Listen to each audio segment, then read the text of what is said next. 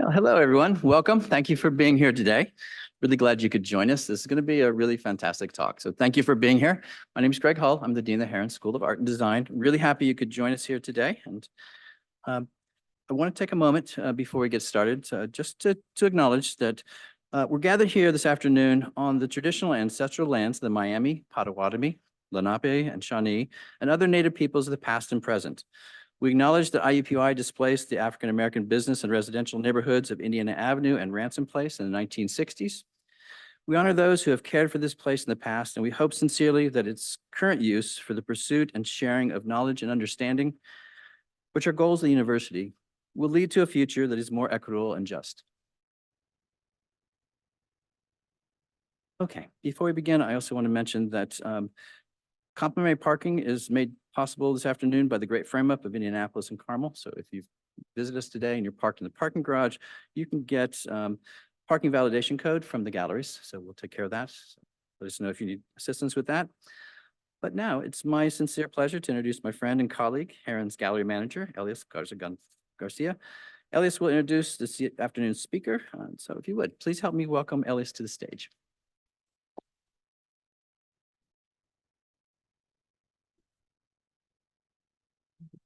Hello. Before I start introducing our lecturer today, I do want to mention of a program this evening at Can Cinema. It will be a screening of Leonard Cohen's Hallelujah, Journey of a Song. We will follow that up with a Q&A with Melissa, our guest today. That starts at 7:30. Details about the event are on our website, or if you want personal details from me, just stop me after this program and I will give you everything you need to know about it. So I hope you are able to make it. Tickets for the event are $5 and you can purchase those at the Can website. All right, I'm very excited to introduce our speaker today.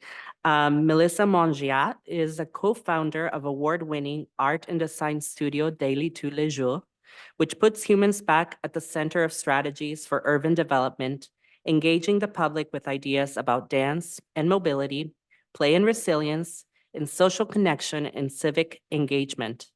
Melissa holds a master's degree in creative practice for narrative environments from St. Martin's College of Art and Design in London, UK, where she also co-founded Like People Do, a research consultancy on responsive environments. Daily tous les jours leads an emergent field of practice that combines interactive art, storytelling, performance, and urban design to reinvent living together in the 21st century. Since 2010, the Tiohtià:ke Montreal-based studio has been producing projects in more than 60 cities around the world, bringing strangers together in the spirit of play and cooperation. Please help me in welcoming Melissa Mongiat.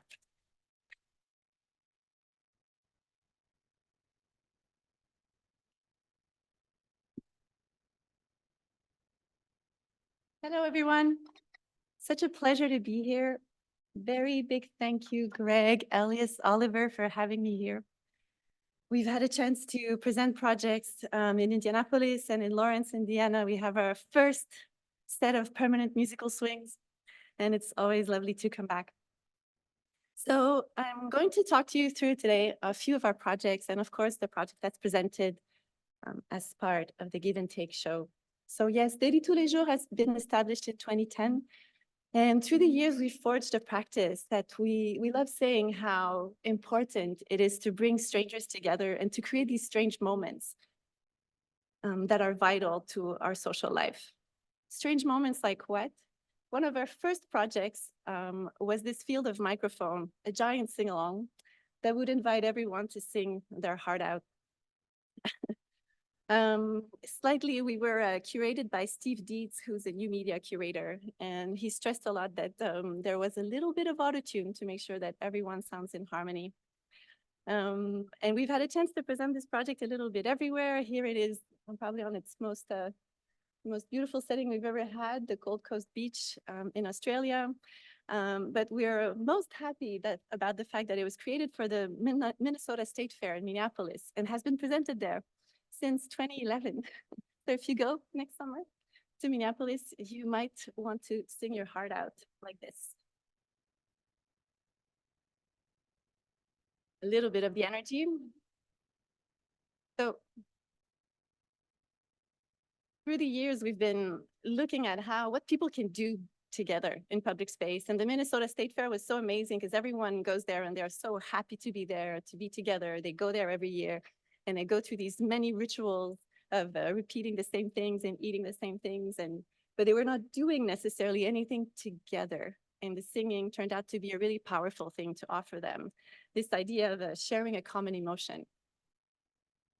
And so we bring this practice a lot in public space. What can we do together in public space? We spend so much of our time when in these shared shared spaces that where we're mostly on our phones or thinking about something else. How can we use this special sauce to bring people together?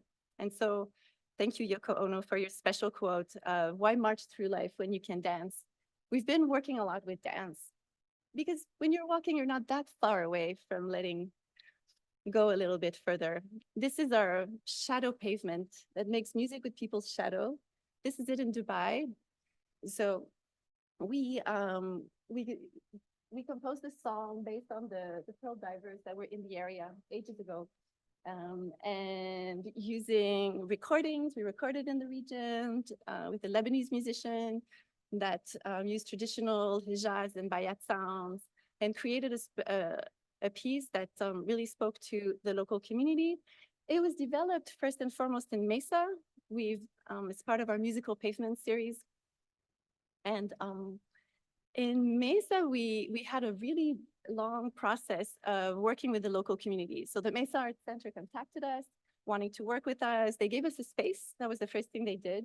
A space that had no shade. And while we were working through various series of workshops, we were understanding that the big character in the Mesa story in public space is the sun and how hostile it is to live with this special character. And so we worked a way to rekindle the relationship, if I may say, by playing with your shadow. And it came up with this pavement with sensor units and speakers that can compose, where as you walk, you can compose a few notes or play more to create a few more melodies. So this was it in Mesa. We had different music for different times of day because your shadows are not the same. Okay, and yes. And through the years, we've developed a series. We've developed a series in Dubai, and this is it in Budapest. It's a step-on mode. So this here, there's less sun, but the system works so well in using the pavement and hijacking it to create music and changing pedestrian mobility into pedestrian choreographies and seeing how, here it is. And in this case, it was the House of Music that pays tribute to traditional Hungarian heritage. So we worked with a cymbalon that was invented in Budapest in the late 1800s. And we worked a new pattern, a new soundtrack, and you tell a different story in a different space. And really embedding new scenarios for social connections in the fabric of the city. There's a lot of happening underground, you can imagine. And through the year, we've started to understand what we would do instinctively. There's a science behind it on how singing together or playing music actually releases a lot of happy hormones, endorphins and dopamine that makes us feel closer together. And that was one thing that we saw through a lot of our musical projects. This was a prototype in San Francisco where we just put tape on the ground, no music this time, just to see how it altered how people move. And very quickly, thank you. All right, so you've seen this. And so trying to see how we can think of mobility, people going in, from A to B in cities and seeing how we spice it up a little bit. And then we were given this new library in North Boulder, Colorado, that had this beautiful building created by WorkAC in New York and a beautiful entrance leading to it. And how can we use that entrance to see how we can create a ritual that embraces all this library is. My memory of going to the library back in my days was a lot this gesture, a lot of try not to make as least sound as possible. But today, libraries are places of imagination. There's a fab lab, there's a community kitchen, there's even a slide that takes you out of the building. So going to the library should be something more like a Monty Python silly walk, or maybe a Gangnam Style video from C, or a Pina Bausch procession, like her Rite of Spring. And so this is the model of the building that is now under construction. And that's our studio, imagining walking to this library and letting loose a little bit and being silly. And our lines from San Francisco came back, and we rediscovered them in ways and seeing how can we have them trigger different sounds and play music a little bit like our musical pavements series. So musical lines. And this is us in our studio, exploring different spacings and different music that can be created and seeing how this changes the way we move physically in space. And then COVID hit and we were not allowed to be in the studio, but there was a lot of tape outdoors telling us where not to step. And so we decided to bring the prototype that we had inside the studio outside and see how making music with your feet was maybe the safest thing we can do in public space at that time. And so we made a cardboard prototype of that was presented the summer of 2020. Literally this one with tape on the ground. And finally presented in 2021, the final artwork that's really meant to travel. So all the parts stack, and it's weighted down. It's weighted down with plants. It's really meant to be as light as possible and easy to travel to help cities that were in need of recovery back then. And here it is in different settings. This was it at the Bentway in Toronto, the first time it opened, and here in Montreal. And recently we opened a new set of musical lines in Millridge Park. That's in Antioch near Nashville, city of music. And here are musical lines working in this park. That's actually a shortcut that takes you through the park. We like the idea that we were creating a detour, inviting people to spend more time instead of saving time, and adding these circular formations around the bollards to invite people to circle around and play music as they move. And this park is right in front of a high school, and we were thinking what could be the soundtrack for this piece. And we did a series of workshops with students from the school and learned about a really amazing marching band that is famous at this high school. So we invited the Rhythmic Ravens to compose music with us. This was them at a workshop, and they ended up playing recordings, and we played with the recordings and to create the final piece here.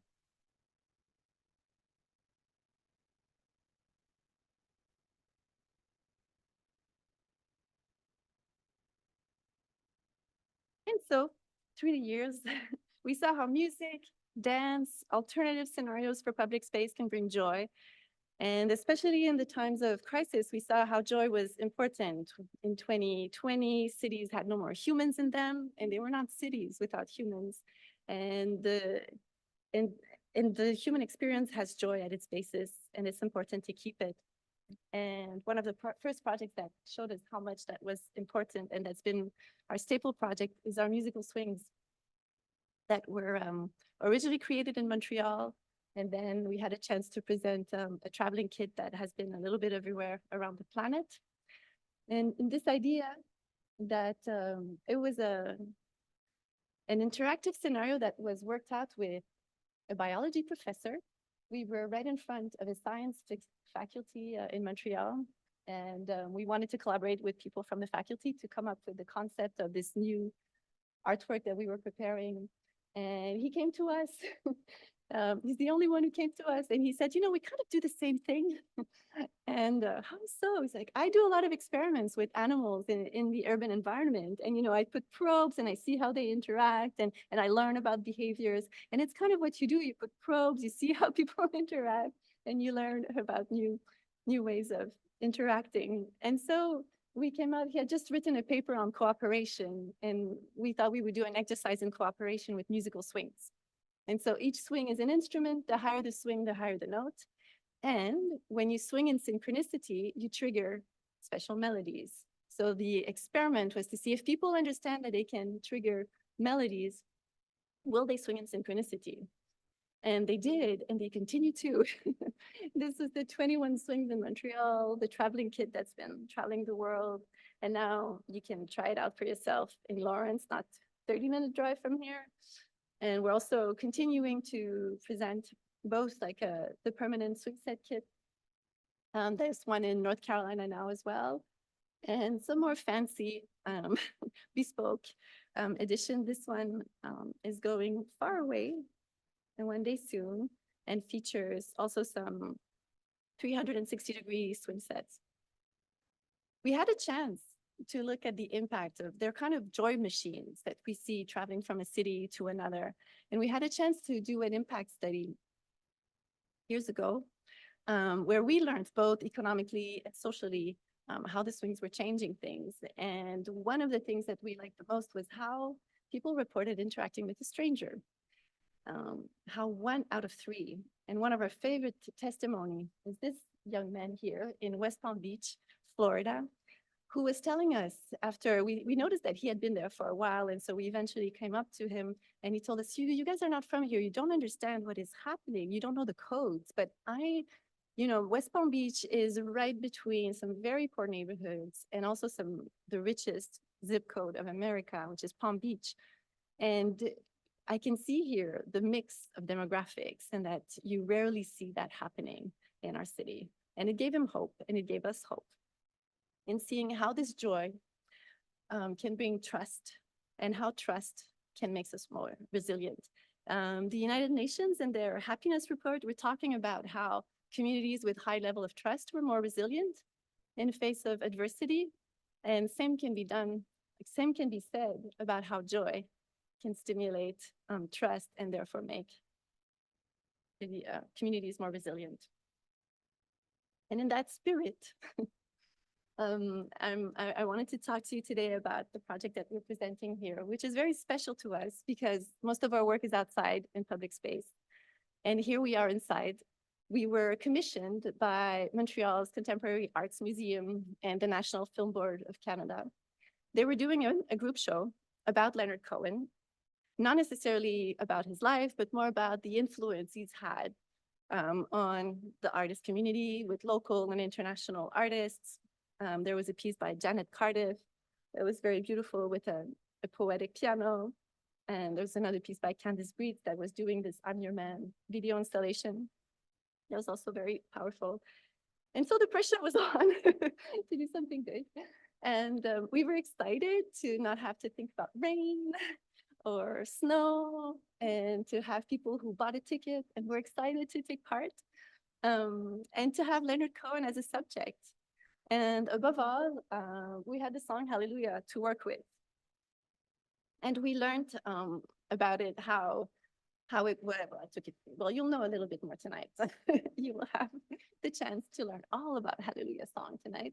But in a nutshell, it's a song that took him 5 years to compose, but has this amazing resonance all over the world with all ages, all backgrounds, all cultures.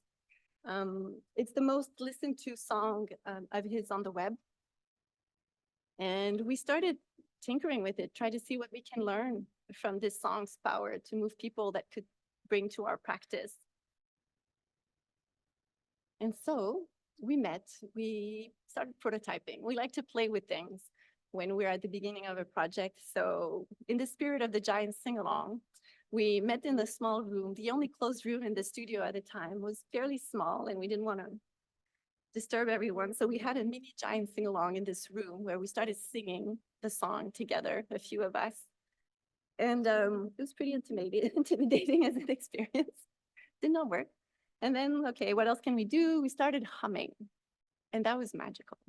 There was something, the fact that, your expression doesn't necessarily change when you're humming. It's much less, you feel less exposed for the context of that small room. And there's something with your body that is happening with the resonance and the vibrations. Humming is all about transforming your body into a caisse de résonance, like a vibratory room. And beyond that, there was something mystical that reminded us of chapels or even those prayer channels that turn on at night when the radio show is off. I don't know if you have that here, but if you work for a long time in Montreal and you're listening to the radio, at some point you hear like a choir of people chanting prayers, and it takes a while before you realize that it's actually happening. And so we started looking at this, what's with this song, those amazing effective qualities about it, and thinking of everyone right now. Like there's someone at any given time that there's a few people actually we found out through the data that are listening to the song. And what does it mean like to be connected to these people that you don't see, but that are on the same invisible vibration that's traveling the world? And so we went on a quest to reveal it and make it easier to tune into this wave. And the humming experience, we realized that the vibration could also be amplified through different surfaces. So by having a mic connected to, and a speaker, but instead of a speaker, we kind of just took the transducer part and put it on different surfaces so that we would just be in touch with the vibration of what we were humming or singing. And so this vibratory device came to life, and we started making, testing with chairs and bringing the chair outside, talking to people we didn't know to understand how it felt and where was the magic. How could we amplify what we lived in the room? And so we ended up hooking the transducers to a platform, and this was a prototype where we invited the curators to test it. And yes, this was, and having 130 voices humming and listening to them. And so we went on a quest for two things: to create a data choir where the number of voices would be the number of people currently listening to the song online. And so there's about between in the hundreds to the thousands, people around the 1,000, I would say, to maybe like 70 people in the low periods. And so we needed quite a lot of voices if we wanted to render this data choir that we were creating. And so we went on to record different choirs, 6 people at a time, individual voices, singing, humming hallelujah at different keys, so that we would get some 600 recordings that were then broken into to have 1,200 files total that would then be assembled depending on the number of people currently listening to the song on the web. And then we were thinking of the space. How can the space, and also what can happen to visitors, just not listening to, but invite them to take part and also to amplify. And looking at this different examples of non-denominational chapels. Of course, Mark Rothko's chapel in Houston was inspiring, especially by its the tagline of open to all religions and belonging to none. This idea that felt was very befitting with the song. And then imagining how we could have maybe a place where people hum, and then a place where people feel the vibrations. And in the end, we ended up having the vibrations in the place where you could listen. And this was the final design, where you would have microphones that you can hum into, and the floor will vibrate to enhance the humming experience while you're listening to the data choir of people online. And this was the final room that was presented in the show. By the room, and the number, and in the room, the only screen that there was this digit of the number of people currently listening, the number of voices currently humming that corresponded to the number of people listening to the song. And we also did a little app, like this one song radio channel playing the humming voices of Hallelujah so that we can take the experience home or anywhere. And why not? We included some exercises to teach you how to hum well as a preparation so that to invite them to hum along to this song, to this channel. Opa.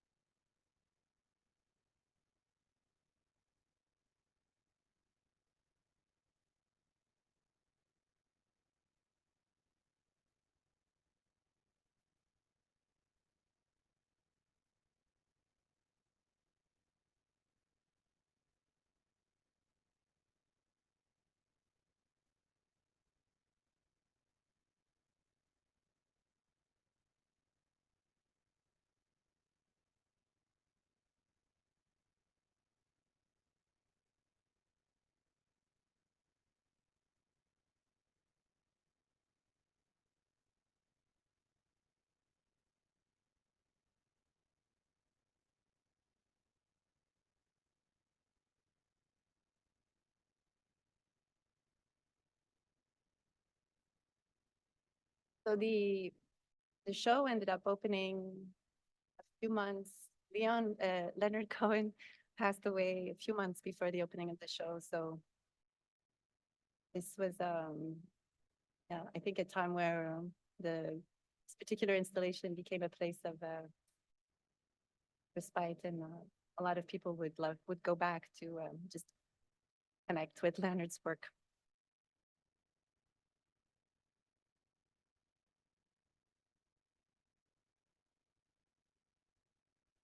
And turns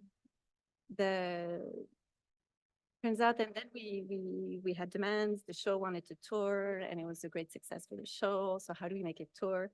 This big house of a chapel or whatever you want to call it turned out to be not super sustainable for traveling. And we realized also that the most important part was really this vibrational platform. And so we created just a platform equivalent that was easy to send to places. And so that's what you have here at the gallery.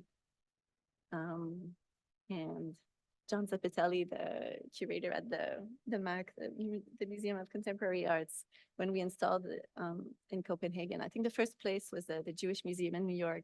He's like, maybe this is even better than the room, because it opened up the experience to more people. And the humming factor kind of closes the space anyways, because you're in your body and in yourself and really connecting with other things that are happening sound-wise and sensation-wise. And so this is the platform that traveled to different places. And so in this idea of relaxation, meditation, both from this project, the musical swings too. One of the favorite comments that we've received from the musical swings, it was early on, someone said, we've been here for an hour and a half, and we think it's amazing to be making music with your entire body. And the swinging motion, we've also realized through the years, the same way that singing together or dancing together releases these special happy hormones in the brain. Swinging in synchronicity, synchronous motions also make people feel a sense of collectivity, collectiveness. And that's not a coincidence when we look even at the role of dance, rain dances, for example, that were used not just to speak with the gods, but also just to feel a sense of togetherness and to when we're going through times of hardship. And so how can we take all that we've learned of this sense of meditation through collective motion, through sensations in the body? we set on a journey to reinvent the public bench, and seeing how these park swings or porch swings, you may call, could maybe be a way to bring what we had with the swings, but maybe a little bit more accessible or easy, but rocking. So it's a bench that's on a pivot, but instead of there's an asymmetrical pivot and some magnetic brakes that makes it always go very slow. It's impossible to spin very fast. And it also rocks in all quarters. There's a little bump that you need to go through in order to go from a quarter to another. So it really invites you to rock. So it's a rocking spinning bench. And this was an early prototype.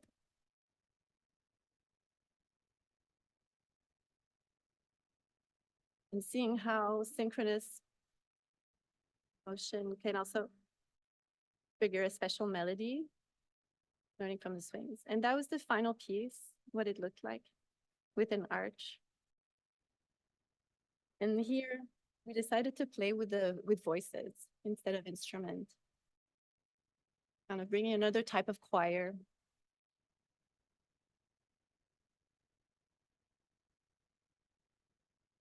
And when you are in synchronicity, it's more arpeggios that are triggered.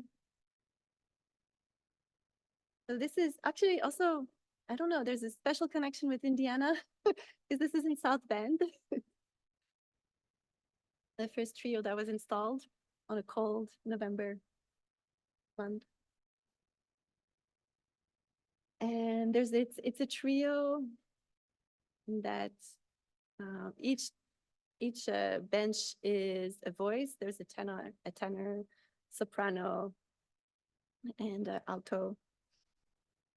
And here it is in warmer days.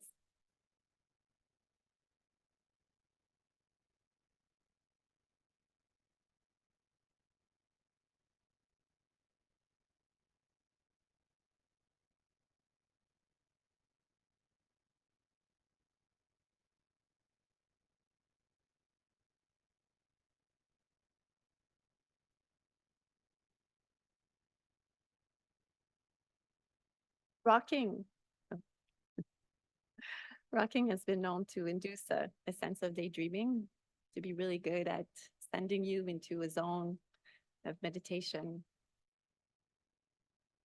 And the arch was added because it also makes it accessible for people who can't go on the bench. You can also use the side of the arch to move it, play it. And so the last two projects I want to show you today build on this idea of motion and play and music. As actually the benches were used, we developed them at the studio, and we ended up presenting them in South Bend as part of their revitalization project for the river, the St. Joseph River. It was a way to literally kind of turn attention to the river as many rivers in North America. And funnily enough, there are many cities in Canada and North America that have the same issue of having an amazing river that is there because it used to be a commodity. But through the years, a city turns its back to it. This is a German person who's like, "Where's everyone? If this was in Europe, it would be packed with cafes and bars. Like, how come is this so empty? And where is everyone?" Well, it didn't take us that many workshops to understand that people just, the typical suburban issue of lack of public space, and people end up socializing mainly in their own private individual space. And so, like many of our projects in public space, we start with a lot of consultation and workshops and understanding of how this works. We were here in Cambridge, Ontario, in a new development called the Gaslight District. So a condo tower that was going to be built in the city center, bringing more density, and at the same time, just in front of a river, the Grand River, this pedestrian bridge takes you right to where the site is going to be.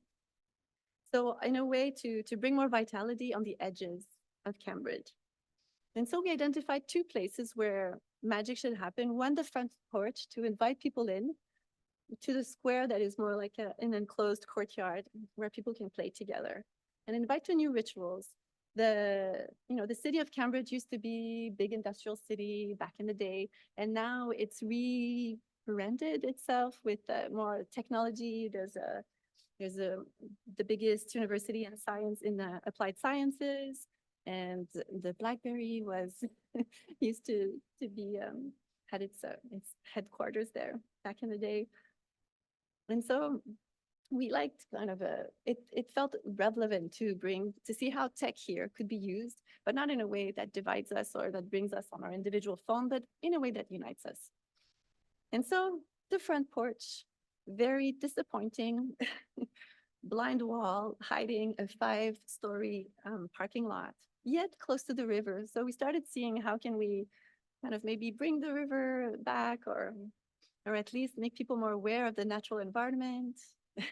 And we had a project in Houston that's called Hello Trees, that is these series of arches and microphones that change your voice into music so that you can communicate with trees. Another day I will tell you more about this project. But with that in mind, we started seeing, okay, here could it be more of those arches that are used, but instead of speaking with trees or the river, maybe we just start with people talking to one another. And we had 3 microphones at the base of this gigantic arch. And the most important part of the piece was actually to cover this wall.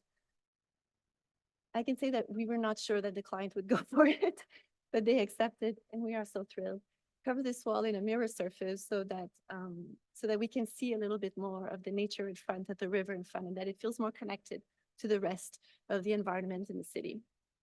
And so those 3 microphones at the base would transform people's messages into music, and the message would go up the arch slowly and mix with other people's messages and creating this symphony, a new way of greeting one another in public space.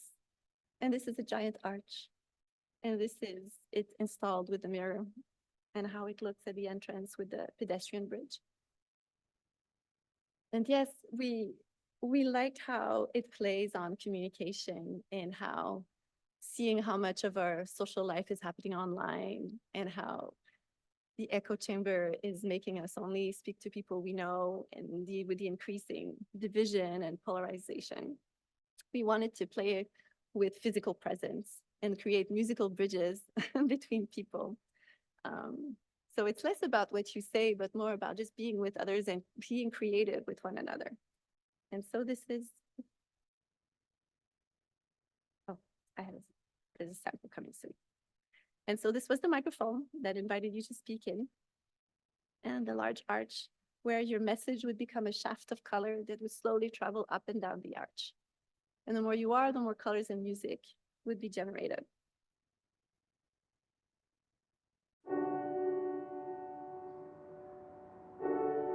Hola, hola. Hola, hola. How are you? How are you?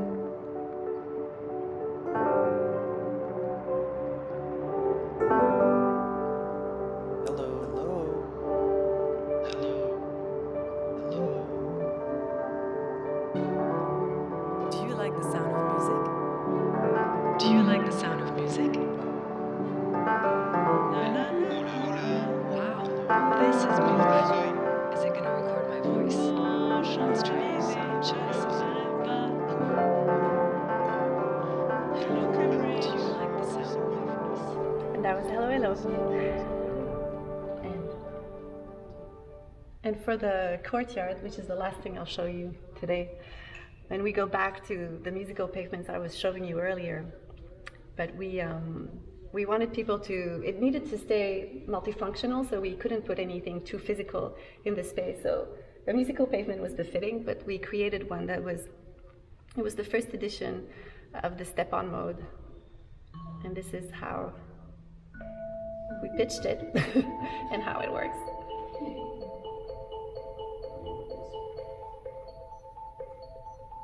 Trying to see how the pavement can reveal maybe some different loops of sounds that remind a bit of the works of a river. This is people together creating. So when you connect 2 dots, you create arpeggios. The more people, the more arpeggios. So and then we started playing. This is a physical model where we started seeing the right spacing between the dots and how we can inviting also the client, the architects. It's always integration to larger schemes necessitate a big team. So we worked closely with the landscape architects and the developers. And this was another underground project with ultimately the final pattern. The diagonal line is actually the flood line. The reason why the river was so central to this piece, not only because it's a great asset that the city has been turning its back to, but it's also because there was a huge flood in the 70s that really marked people's lives. And no one was hurt, but it was a moment in time that really connected people and bond them together. And so in reminiscence of this community moment, they wanted to keep the flood line in the center.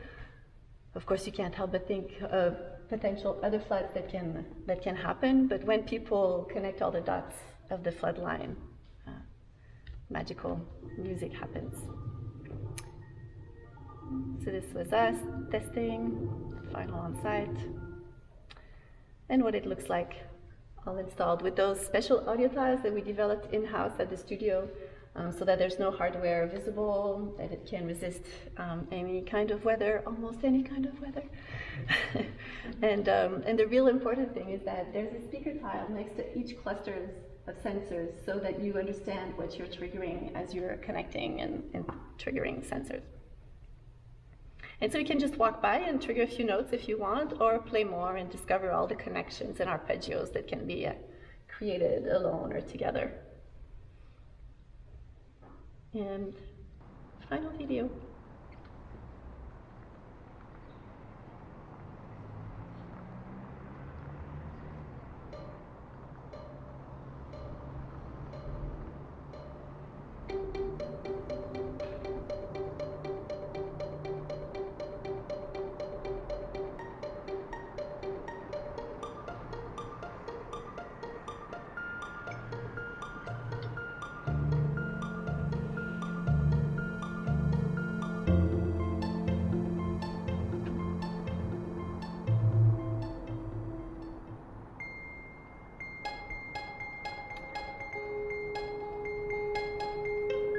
And there's a giant screen. I forgot to talk to you about the screen.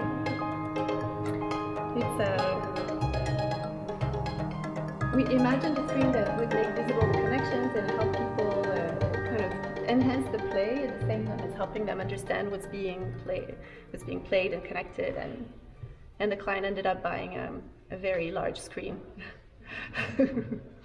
And it's great because they play films, they make movie nights, and we have a great backdrop. And I leave you with this quote, one of our favorites, by Barry Lopez, an environmentalist, documentarist, and author.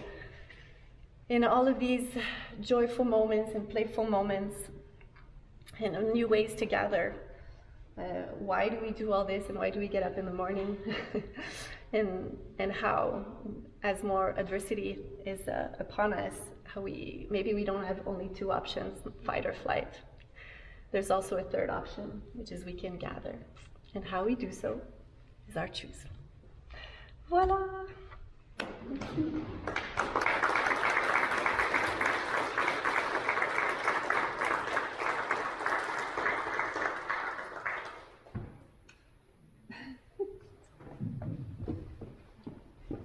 All right, 42 minutes.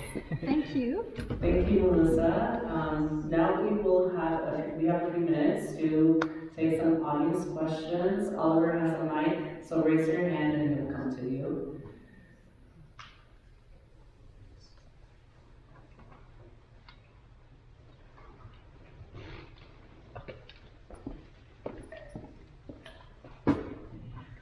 Thank you for sharing. Your work is magnificent and it's so big. And I have a practical question. How are you successfully contracting with all these world cities that they will maintain your fantastic work and refresh it, upgrade it, and, you know, that kind of thing. How is that? Do you have to have teams of lawyers? How's it going? Insurers. No, I love this question, and it's Rafael Lozano Hammer, another artist in digital arts who's based in Montreal. He's Mexican but living in Montreal right now, and he was telling us, Muna and I, like, girls, you've got to sell your stuff like fountains, because you never expect to buy a fountain and not ever replace the pipes. And it was a simple image, but it is like we train people and we communicate. It also comes, you know, we through the years came up with all these strategies where we have spares, we have people, we always try to connect with someone locally who knows how the artwork works. And yeah, it does require maintenance. You can't just expect it to be forever. And in a way, there's already a lot of systems that are in place in a city or in public space for maintenance. So it's seeing how we can work with these ones. Like, the key thing often is visual inspection that anyone can do. Does it work right now? And then we have a system when it doesn't, and that can be in place. If things needs to be replaced, or often just restart the computer once in a while, or replug the wire, the cable. But yeah, it's a mindset would be the short answer.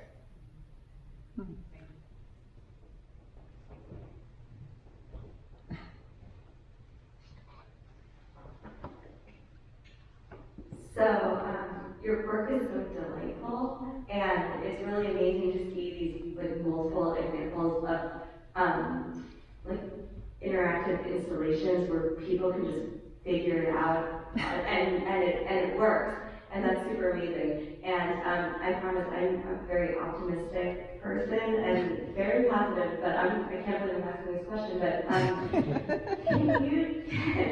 can you talk a little bit more about aspects of your process where things are messy and difficult in order to make it come together in such like an effective and delightful way?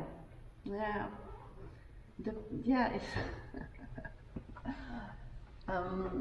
It is very complicated. There's a lot of, but I think we benefited from multiple things. And that's probably why we're staying in Montreal. There's a great community. You know, Montreal is where the Circus du Soleil was based, and there's a big circus industry.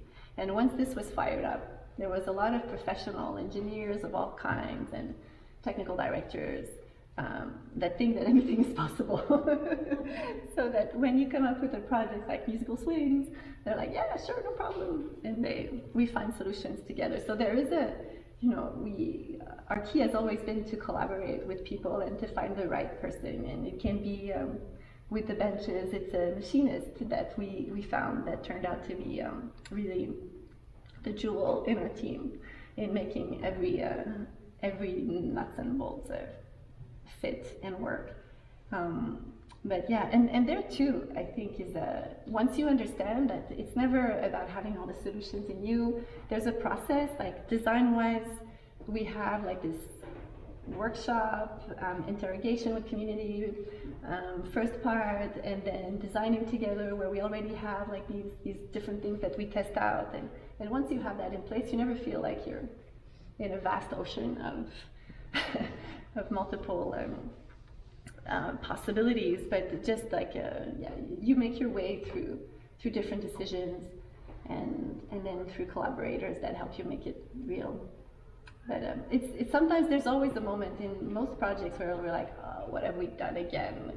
And the swings took like it took 3 years before we did the touring kit.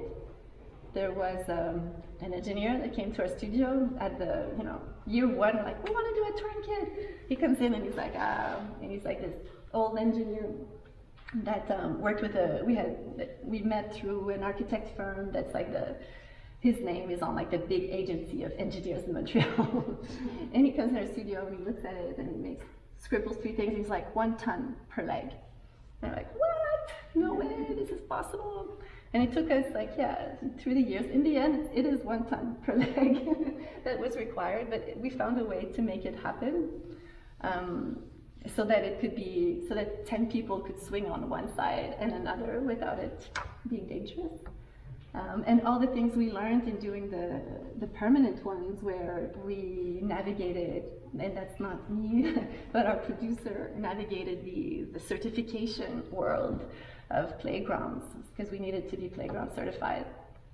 And now I'm not sure anymore I'm answering your question, but there are often moments where we're like, what have we created again? And fight our way out. And then you see people play and you're like, ah, this is amazing. Let's do another crazy thing. Yes.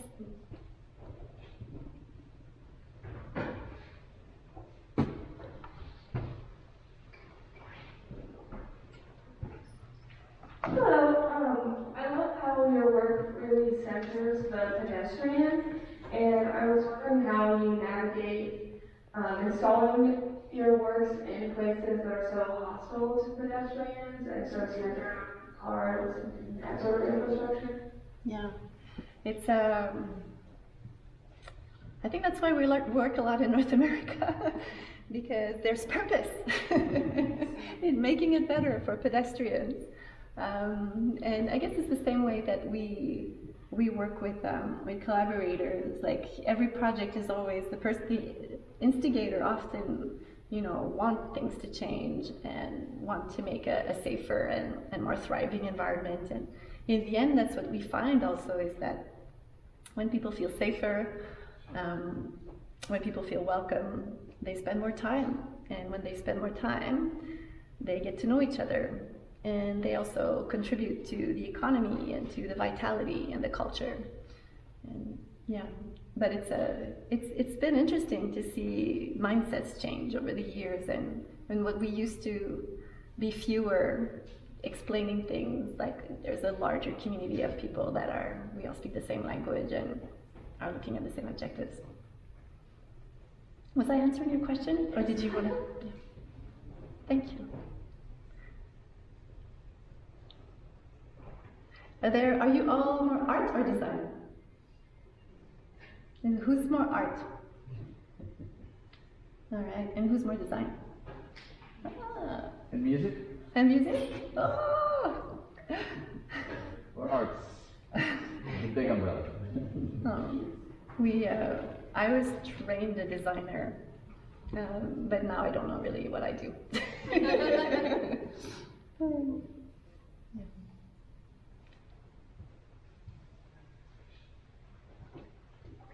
Are these gatherings in gateway? Are these gatherings in gateway? The total eclipse is going to be happening in Annapolis. What would you hope to see during that gathering? Sorry, I didn't hear. I think it's the. I'm sorry. We're having a total eclipse of the sun on April 8th. Yes. And this is going to be one of the biggest gatherings we've had. What would you hope to see during the gathering? I mean, I'm fascinated with those sunglasses that you can wear. But yeah, those big collective moments. I hope we use these moments to feel that, not just the connection to this big open out there, but also to us here. I think that we've worked with the planetarium some years ago, and there was like everyone we were talking to, they were like, oh, it's so, you started getting into astronomy, you get the feeling, and that feeling of like the humble moment when you learn so much about the vastness and immense out there, that kind of inner, like, wow, like everything, it puts a perspective on everything else in life. So yeah, it'll be interesting to see what it does to a large group living through that moment. Maybe it is a little bit like Cohen, where there's this individual understanding that when it's shared at the same time can be even bigger, maybe. That's a great question. I'll be thinking about it. Thank you. All right, we have time for one more question. Don't be shy. I have a question. I was going to say, that was a great last question. That was a really good question. Do you have any more upcoming projects where you'll be working indoors? Indoors? Yes, well, yes, we have, we're currently working, but it's a permanent installation in Montreal. It's a new neighborhood. It's an eco-quartier, like an eco district. And yeah, we're making kind of a interpretation space, but we're telling the story of the neighborhood with voices. So there'll be we're creating an installation indoors for that. But we've also started having a little dashboard outside the space while we work inside. We have a whole, I didn't talk about today, our amateur intelligence series, but yeah, these robot voices that talk to you and that collect community stories. We've worked an edition of that. There's no voice, but it speaks to the rainwater basins underground, and it knows the health of the queen bee, and it tells stories with that. Yeah, it's an exciting, it's less of a public gathering thing, more about what the cities can tell in terms of stories. It will be in Montreal, so you'll have to come visit. Well, thank you so much Thank for you. your time.